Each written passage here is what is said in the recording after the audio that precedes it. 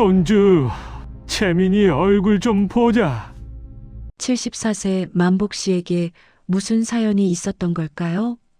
지금부터 이야기를 시작하겠습니다. 찬바람이 유독 만복 씨의 달방 창문 틈을 노렸습니다.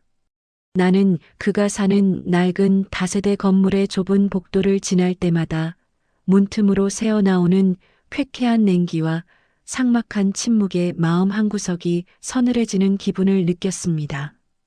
50대 중년 여성인 나에게도 노인의 삶은 남의 일이 아니었습니다.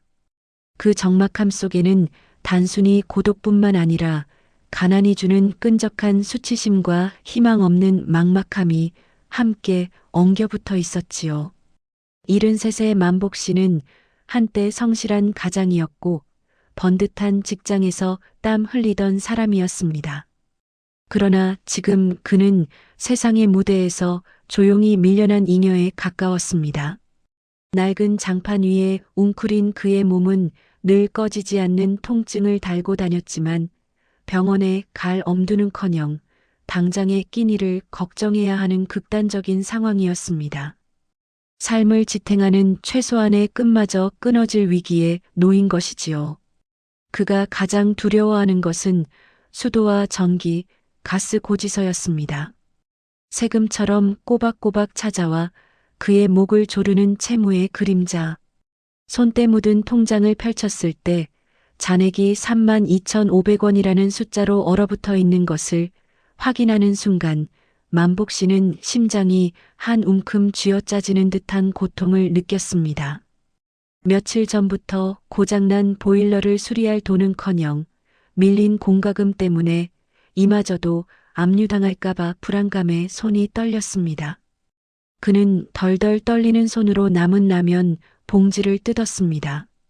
스프 봉지의 미세한 소리마저도 이 사치에 대한 죄책감으로 다가왔습니다. 어제 끓여 먹고 남긴 반쪽짜리 김치가 전부였지요. 뜨거운 물을 부어 라면이 익기를 기다리는 동안 그는 텅 빈 벽을 멍하니 응시했습니다. 사는 것과 겨우 버티는 것의 구분이 무너진 지 오래였습니다. 아들의 얼굴이 문득 스쳐 지나갔지만 만복 씨는 재빨리 그 기억을 흩어버렸습니다. 아들에게 손을 벌리는 것은 죽음보다 더한 치욕이라 여겼습니다. 사실은 연락이 끊긴 지 한 달이 넘어 그럴 기회조차 없었지만요.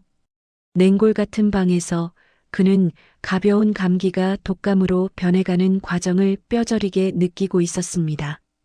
희미한 전등 불빛 아래 드러난 그의 야윈 얼굴은 평생을 성실하게 살아온 이가 맞는지 의심스러울 정도로 피폐해져 있었습니다. 이 차가운 방은 만복 씨에게 세상과의 경계가 흐릿해지는 고독의 공간처럼 느껴졌습니다. 문만 닫으면 그 누구도 이 극한의 고통과 마주하지 못하리라는 절망적인 안도감만이 감도는 곳이었지요. 만복 씨가 결국 마지막 자존심의 둑을 무너뜨리던 날, 나는 그의 그 비참한 결단 앞에서 가슴이 아팠습니다. 아들을 찾아간다는 것은 그에게 세상에 대고 나는 실패한 아버지다라고 고백하는 것과 같았을 테니까요. 1년 반 만에 찾아간 아들의 집은 그가 사는 달동네와는 완전히 다른 이질적인 세계였습니다. 번듯한 신축 아파트 단지의 자동문 앞에 선 만복 씨의 낡고 축 처진 어깨는 마치 거대한 성벽 앞에 선 작은 존재처럼 보였습니다. 초인종을 누르자 문이 열리고 며느리 지영이 얼음처럼 차가운 표정으로 그를 맞았습니다. 지영의 눈빛에는 반가움 대신 불편함과 경계가 역력했습니다. 어머 아버님, 미리 연락도 없이 갑자기 오시면 저희가 난감하죠. 그녀의 낮은 목소리에는 환영의 기색이 전혀 없었고 만복 씨가 채 신발을 벗기도 전에 공기청정기가 돌아가는 방향으로 고개를 돌리며 은근히 한숨을 쉬었습니다. 곧이어 거실에서 나온 아들 현우는 아버지에게 따뜻하게 다가오지 않고 멀찍이 선 채 팔짱을 꼈습니다.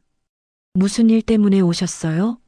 급한 일 없으면 전화하시면 되지 않습니까? 저희도 지금 중요한 일정이 있어서요. 현우의 말은 안부를 묻는 대신 면접관이 구직자를 대하듯 냉정했고 그의 말투는 아버지를 불쑥 찾아온 불편한 손님 취급하는 듯 했습니다. 아들이 성공한 만큼 그와 아버지와의 심리적 거리는 너무나 멀어져 있었습니다. 만복 씨는 숨이 막혔습니다. 이 화려한 공간에서 자신만 낡고 시커먼 얼룩처럼 느껴졌지요. 그는 떨리는 입술로 그냥 얼굴이나 보고 갈까 싶어서 라고 겨우 말을 잇는데 현우는 시계를 흘끗 보더니 미간을 찌푸렸습니다. 얼굴이야 나중에 보면 되죠. 앉으세요. 저희 이제 곧 나가야 해서 길게는 못 있어요. 그리고는 부엌 쪽을 향해 말했습니다. 여보, 아버지 식사하셨대요? 지영은 만복 씨를 힐끗 보더니 아침 드시고 오셨겠죠. 아버님, 저쪽에 옥수수 쪄놓은 거 있어요. 저희가 먹으려고 찐 건데 따뜻할 때 2개만 드세요. 저희 나가는 길이라 상 차릴 시간이 없어서요. 라고 말했습니다. 고급 커피 머신과 최고급 오븐이 빛나는 부엌에서 며느리는 아버지에게 뜨거운 밥 대신 찬 옥수수 2개를 마치 성의 표시처럼 내놓았습니다. 만복 씨는 방구석에 놓인 찜기 옆으로 가서 옥수수를 집었습니다. 이 집에서 그에게 허락된 음식은 오직 이것뿐이었지요. 그가 옥수수개를 뜯어낼 때마다 입안에 느껴지는 퍽퍽한 감촉이 그의 목구멍에 수치심과 분노의 덩어리를 만들어냈습니다. 그는 옥수수를 먹는 내내 아들과 며느리가 나누는 사적인 대화를 들어야 했습니다. 그들의 대화는 온통 주식, 골프, 그리고 지영 어머니가 새로 장만한 명품 이야기로 가득 차 있었습니다. 그들은 만복 씨가 바로 옆에 앉아 있다는 사실조차 잊은 듯 자신들만의 세계에 갇혀 있었습니다. 그때 안방 문이 빼꼼 열리며 손자 재민이가 할아버지 하고 달려나오려 하자 현우가 잽싸게 몸을 움직여 문을 막아섰습니다. 재민아, 할아버지 지금 바쁘셔. 들어가서 공부해야지. 그리고는 며느리에게 눈짓을 보냈고 며느리는 단호하게 문을 닫아버렸습니다. 손자의 얼굴을 단 1초도 제대로 보지 못하고 만복 씨는 옥수수대를 내려놓았습니다. 딱 2개. 그것이 그의 밥이었습니다. 그는 천천히 자리에서 일어났습니다. 현우와 지영은 그가 일어나는 것을 보고도 안녕히 가세요. 대신 볼일 다 보셨으면 가시는 게 좋겠네요. 저희 정말 바빠서요. 라고 말했습니다. 만복 씨는 아무 말도 하지 않았습니다. 그의 마음속에서 아들을 향한 신락 같은 기대와 부성애는 완전히 재가 되어 날아가 버렸습니다. 그는 자신의 늙은 몸을 짊어지고 아들의 집을 나섰습니다. 복도를 걸어나가는 그의 발걸음은 힘없이 끌리는 소리를 냈지만 그의 영혼은 이제 막 단단한 결의로 무장하기 시작했습니다. 그는 이 비참한 굴욕을 절대 잊지 않으리라 조용히 다짐했습니다. 30년 만에 해후, 100배의 보상. 아들의 집을 나선 만복 씨의 발걸음은 갈 곳 없이 표류했습니다. 옥수수 2개이 남긴 굴욕감과 현우, 지영의 냉대는 그의 늙은 가슴에 깊은 상처를 남겼습니다. 그는 이 모든 비참함이 자신이 가난하기 때문이라고 생각했습니다. 가진 것이 없는 노년은 자식에게도 버림받는다는 냉혹한 진리가 그를 짓눌렀습니다. 나는 만복 씨가 그날 얼마나 세상과 단절된 기분이었을지 상상했습니다. 그가 정처 없이 걷다가 낡은 동네 공원 벤치에 주저앉았을 때였습니다. 텁텁한 입을 축이려 편의점 앞에서 종이컵 커피를 들고 일어나는 순간 익숙한 목소리가 그의 귀를 때렸습니다. 이 사람 만복이 아닌가. 고개를 돌리자 세월의 흔적은 깊지만 환한 미소를 머금은 낯선 듯 익숙한 얼굴이 있었습니다. 상필, 만복 씨와 30년 전 고향을 떠나 상경했을 때부터 동고동락했던 중마고우였습니다. 만복 씨의 기억 속 상필은 가난하고 절박했던 청년이었으나 눈앞의 상필은 잘 재단된 수입 캐시미어 코트를 입고 있었습니다. 두 노인은 근처 조용한 찻집으로 자리를 옮겼습니다. 상필은 만복 씨의 야윈 모습에 조심스럽게 걱정을 내비쳤습니다. 자네, 왜 이리 야위었나? 그동안 무슨 힘든 일이라도 있었던 건가? 만복 씨는 아들 부부에게 당한 굴욕은 차마 입에 담을 수 없었습니다. 그저 사업이 잘못됐다고만 짧게 답했습니다. 상필은 긴 침묵 끝에 갑자기 자세를 바로잡더니 만복 씨의 손을 덥석 잡았습니다. 만복아, 내가 자네에게 평생 갚아야 할 빚이 있지 않나? 자네가 아니었으면 지금의 나는 없었어. 만복 씨는 상필의 눈빛에서 30년 전의 기억을 떠올렸습니다.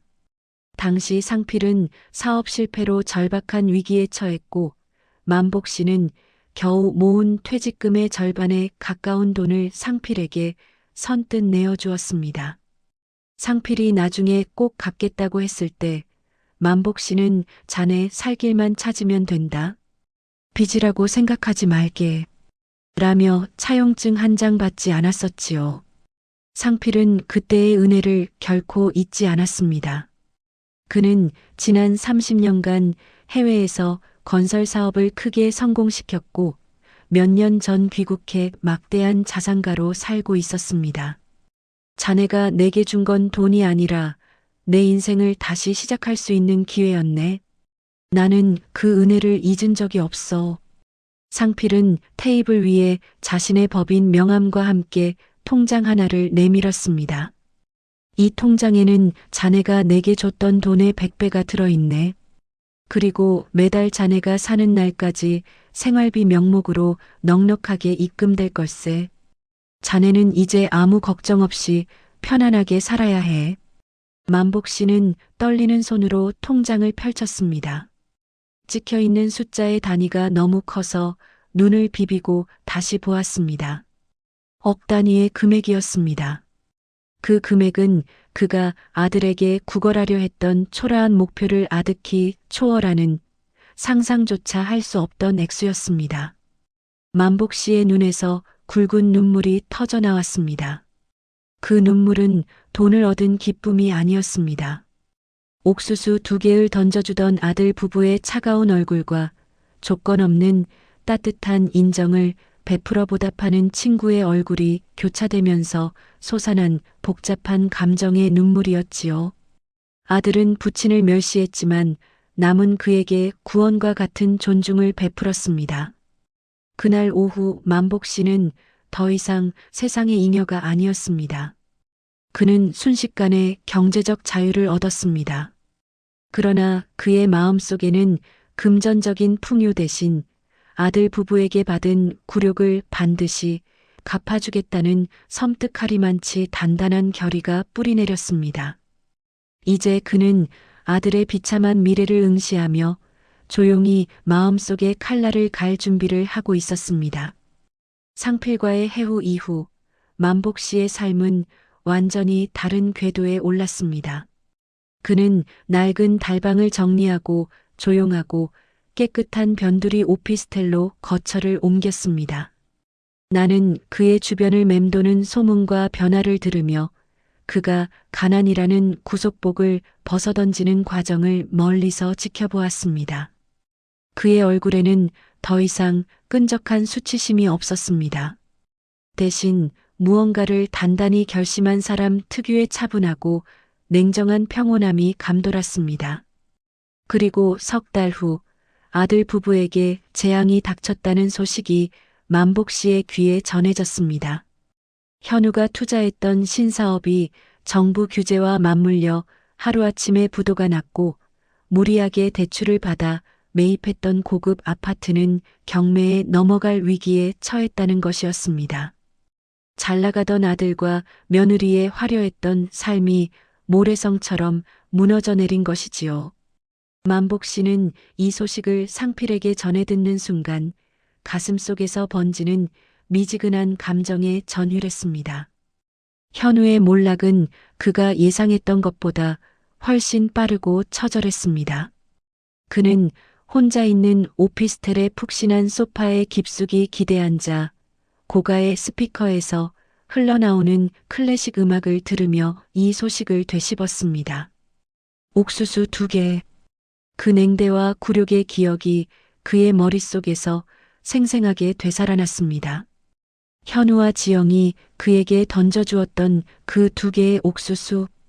그것은 단순한 음식이 아니라 아버지의 존재 가치를 송두리째 짓밟은 모욕의 상징이었습니다. 이제 그들은 밥도 제대로 먹지 못할 처지가 된 것입니다. 만복 씨는 끓어오르는 분노 대신 차갑게 식은 정의감과 완벽한 아이러니를 느꼈습니다. 그는 현우를 향한 연민이나 부성애를 느끼지 못했습니다. 오히려 그들의 파멸이 자신이 겪었던 고통에 대한 정당한 인과응보라고 확신했습니다. 자식이라도 부모에게 예의를 갖추지 않으면 세상이 결국 대신 벌을 내리는구나. 만복 씨는 눈을 감고 생각했습니다. 자신이 당했던 비참함이 그들의 파멸로 이어지는 이 과정이 너무나 명확하다고 느꼈습니다. 만복 씨는 상필에게 현우 부부의 소식을 발설하지 말 것을 신신당부했습니다. 자신이 여전히 가난한 노인의 모습으로 남아 있어야 할 이유가 생겼기 때문입니다. 그는 현우 부부가 겪을 비참함의 단계를 조용히 관찰할 권리를 얻은 것입니다. 며칠 뒤 만복 씨는 며느리 지영에게서 온 문자 메시지를 보았습니다. 내용은 길고 장황했지만 핵심은 돈이었다. 아버님 죄송합니다. 현우 회사가 갑자기 어려워져서요. 조금만 도와주시면.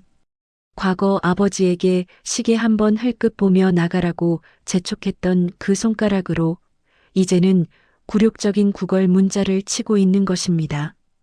만복 씨는 그 문자를 지우지 않았습니다. 대신 현우 부부가 자신에게 베푼 냉대를 거울처럼 돌려줄 수 있는 순간이 다가왔음을 직감했습니다. 그는 조용히 미소 지었습니다. 그 미소는 따뜻한 할아버지의 미소가 아니었습니다. 자신이 쳐놓은 덫에 먹이가 걸려들기를 기다리는 사람의 차분한 확신이었습니다. 그는 이제 자신의 삶을 구원해준 친구에게 감사하는 동시에 자신을 나락으로 밀어넣은 아들 부부에게 복수를 실행할 마지막 기회를 잡은 것입니다. 갈등은 이제 부모와 자식 간의 경제적 대립을 넘어 처절한 복수국의 정점으로 차분하게 치닫고 있었습니다. 며느리의 문자 메시지 이후 만복 씨는 현우 부부와의 만남을 피해왔습니다. 하지만 벼랑 끝에 몰린 그들은 포기하지 않았습니다. 결국 아들 현우가 직접 아버지의 새 오피스텔 주소를 계안에 찾아왔습니다.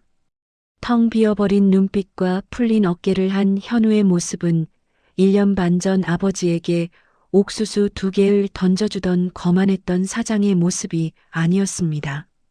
나 화자는 이 만남이 만복 씨의 복수국에 찍힐 슬프고도 결정적인 방점임을 개했습니다. 만복 씨의 10평 남짓한 오피스텔은 깨끗했지만 그는 여전히 낡은 옷을 입고 가난한 노인의 가면을 쓰고 있었습니다. 이 철저한 위장은 아들 부부의 마지막 자존심을 짓밟기 위한 만복 씨의 섬세하고 비극적인 설계였습니다. 현우와 지영은 쭈뼛거리며 들어섰습니다. 그들의 눈에는 예전의 경멸 대신 당황스러움과 절박함이 섞여 있었습니다. 아버님 죄송합니다. 연락도 없이. 지영이 입을 열었지만 만복 씨는 그들의 말을 끊었습니다. 앉아라. 무슨 일인지 개고 있다. 그의 목소리는 나지막했지만 그 속에는 폭풍 전야의 슬프고 차가운 정적이 숨어 있었습니다.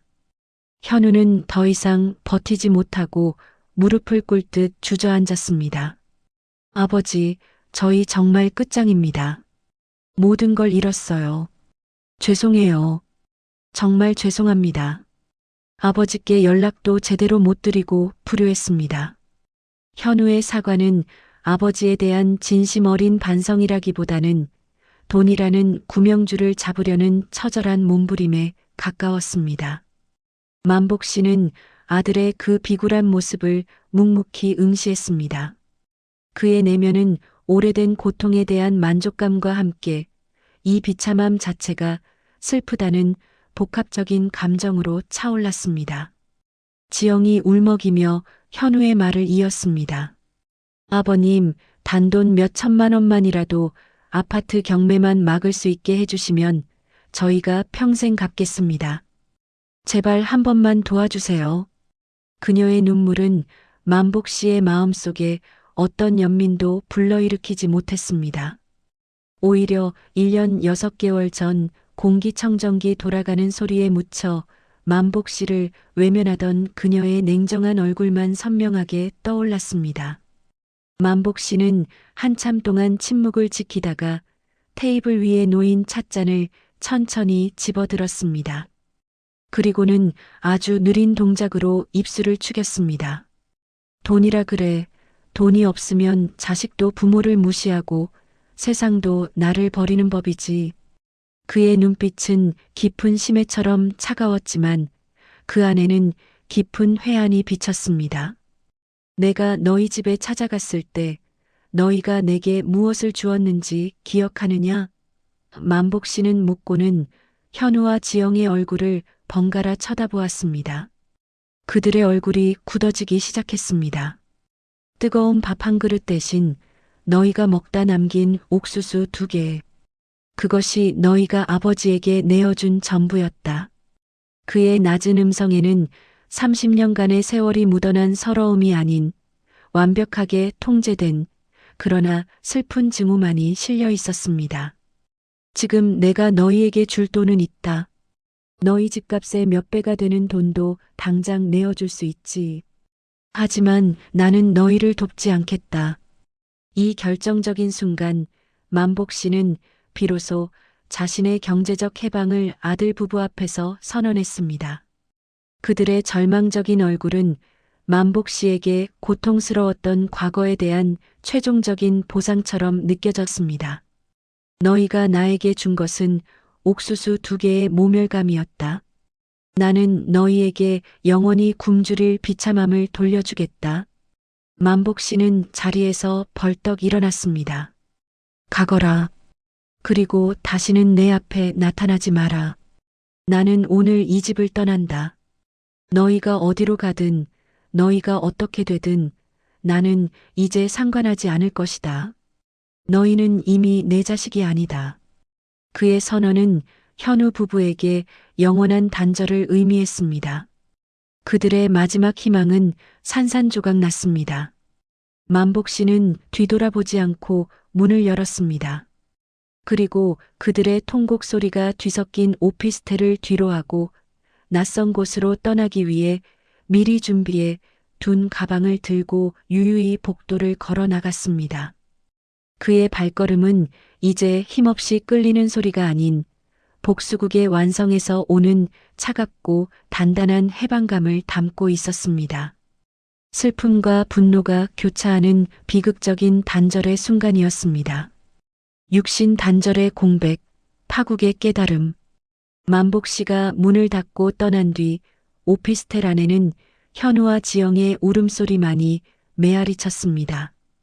그 울음은 슬픔이라기보다는 절망과 분노, 그리고 믿을 수 없는 현실에 대한 비명에 가까웠습니다. 그들은 만복 씨의 입에서 나온 너희 집값의 몇 배가 되는 돈이라는 말을 당장 이해하지 못했습니다. 아버지가 그 낡은 옷을 입고 그 좁은 방에 앉아 있으면서 대체 무슨 수로 그만한 돈이 있다는 말인가? 그들은 만복 씨가 정신적인 충격으로 헛소리를 했다고 믿고 싶었습니다. 그것이 그들의 굴욕을 그나마 덜어줄 수 있는 유일한 방패였습니다. 그러나 며칠이 지나도 만복 씨에게서는 아무런 연락이 오지 않았습니다. 현우는 오피스텔로 다시 찾아갔지만 문은 굳게 잠겨 있었고 상가 관리인은 어제 이사 나갔다고 간단히 말했습니다. 현우가 상필의 명함을 들고 찾아가 자초지종을 물었을 때 상필은 차갑게 등을 돌리며 만복 씨의 말을 그대로 전했습니다. 자네 아버지는 자네가 줬던 옥수수 2개를 잊지 않았네. 그리고 자네에게는 이제 옥수수조차 없을 걸세. 그 순간 현우와 지영은 섬뜩한 진실과 마주했습니다. 아버지는 가난한 노인이 아니었습니다. 그는 순식간에 막대한 자산가가 되었음에도 자신들이 겪을 파멸을 조용히 지켜보다 마지막 순간에 그들을 영원히 버린 것입니다. 그들이 아버지에게 베풀었던 모멸과 냉대가 이제 돈과 영혼의 단절이라는 이름으로 100배의 이자가 되어 되돌아왔음을 깨달았습니다. 지영은 거실 바닥에 주저앉아 머리칼을 쥐어뜯으며 절규했습니다. 우리한테 돈이 있을 때 잘해드렸어야 했는데 그깟 옥수수가 뭐라고. 그녀의 절규는 후회라기보다는 부와 기회를 놓친 계산 착오에 대한 처절한 분노였습니다. 그들은 아버지의 돈을 놓친 것이 아니라 돈을 얻을 수 있는 유일한 기회를 자신들의 오만함으로 날려버린 것이었습니다. 현우는 그제야 1년 6개월 전 아버지를 문전박대했던 그날의 순간들이 필름처럼 빠르게 지나가는 것을 느꼈습니다. 옥수수를 뜯던 아버지의 야윈 손, 시계를 흘끗 보던 자신의 무례한 눈빛, 공기청정기 소리에 묻혀버린 아버지의 희미한 말. 그 모든 것이 저주가 되어 돌아왔습니다. 만복 씨가 너희는 이미 내 자식이 아니다라고 선언했을 때의 그 냉골 같은 눈빛은 현우의 밤마다 찾아와 잠을 설치게 만들었습니다. 그는 아버지의 복수가 물리적인 파괴가 아니라 가장 잔인한 정신적 형벌임을 깨달았습니다. 며칠 후 아파트 현관에 경매 게시를 게리는 붉은 스티커가 붙었습니다. 화려했던 그들의 삶이 종언을 고하는 상징이었습니다. 이웃들의 수군거림, 경매업자들의 냉정한 시선, 그 모든 것이 만복 씨가 그들에게 내려준 영원히 굶주릴 비참함의 시작이었습니다. 나는 현우 부부가 짐을 싸서 그 집을 떠나는 것을 멀리서 보았습니다. 그들의 어깨는 만복 씨가 그들의 집을 찾아왔을 때보다 훨씬 더 무거웠고 눈빛은 이미 모든 희망을 잃은 채였습니다. 그들은 아버지의 영원한 단절 선언이 단지 위협이 아니라 냉혹하게 실행된 판결임을 깨닫고 있었습니다. 한때 부모를 경멸했던 그들이 이제 그 경멸의 무게에 짓눌려 모든 것을 잃고 세상으로 내던져졌습니다. 만복 씨의 복수는 그들의 무관심과 오만함에 대한 비극적인 결과로 완성된 것입니다. 현우 부부가 짐을 꾸려 떠나던 날 나는 그들이 살았던 화려한 아파트 단지를 멀리서 바라보았습니다. 그들의 몰락은 가혹했지만 만복 씨의 복수 역시 한 인간이 짊어지기에는 너무나 무거운 잔인함을 내포하고 있었습니다.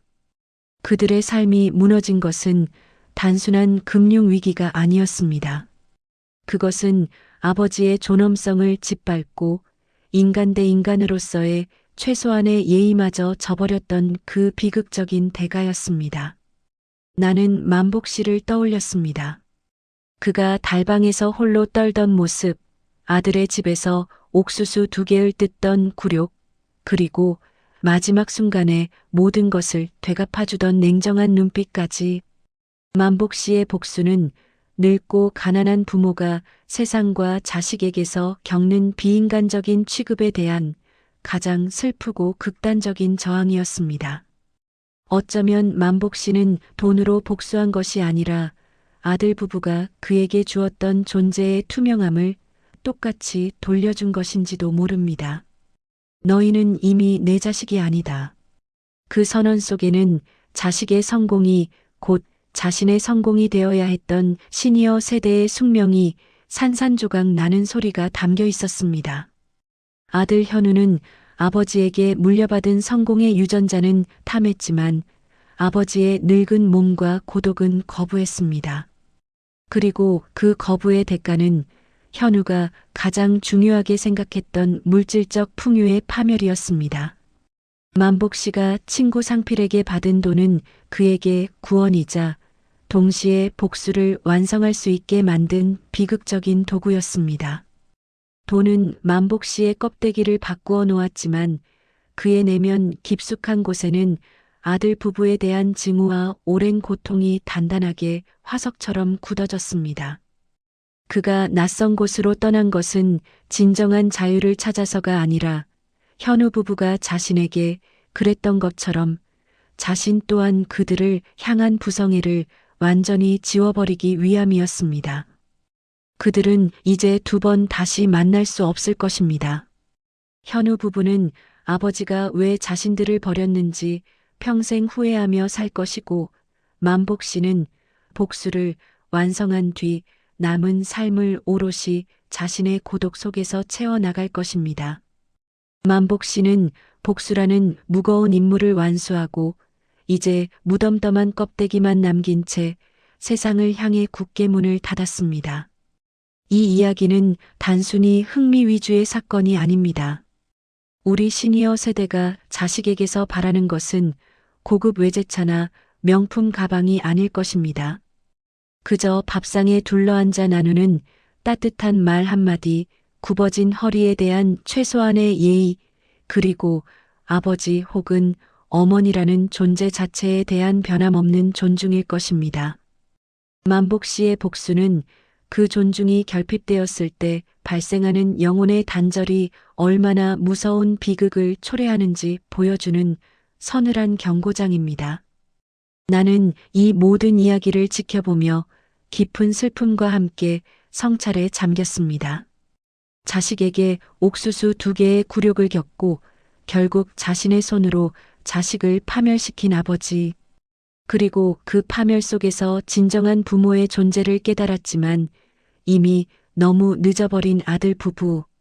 이 고통스러운 단절 앞에서 나는 우리가 놓치고 있는 가족의 의미와 존엄의 가치를 다시 한번 되새기지 않을 수 없었습니다. 만복 씨의 이야기는 우리 모두에게 던지는 차분하고도 잊을 수 없는 질문으로 남아 있습니다.